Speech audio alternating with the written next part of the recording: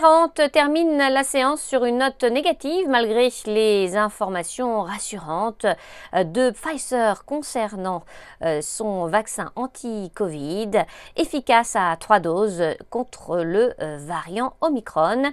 Parmi les valeurs qui se sont distinguées ce mercredi, on retrouve L'Oréal. Le conseil d'administration du leader mondial des cosmétiques réuni le 7 décembre 2021 a approuvé une opération stratégique consistant en un rachat par L'Oréal dans le cadre de son programme de rachat d'actions, 4% de son capital, à Nestlé.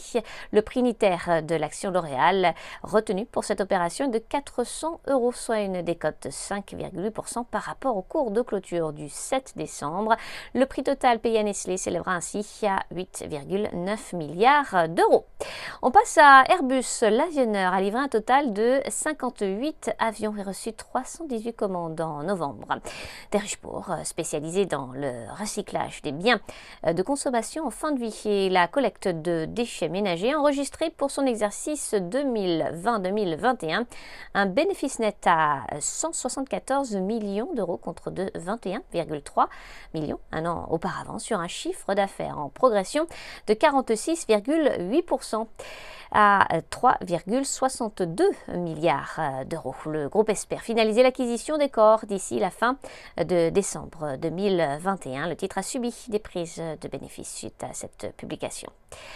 On passe à présent à Ubisoft. L'éditeur de jeux vidéo a annoncé le lancement en bêta d'Ubisoft Quartz, une nouvelle plateforme permettant aux joueurs d'acquérir des digits, les tout premiers NFT, jouables dans un jeu AAA et fonctionnant sur une blockchain économe et en énergie. Jouable dans Tom Clancy's Ghost Recon Breakpoint sur PC via Ubisoft Connect, les digits seront disponibles en édition limitée, chacune composée d'un nombre déterminé d'exemplaires.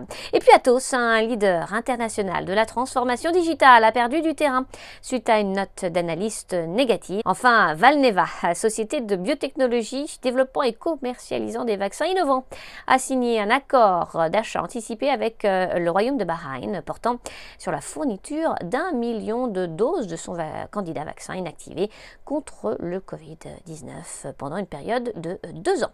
À New York, Sabrina Cagliusi pour Trading Central. Je vous souhaite une très belle fin de journée à tous. À demain.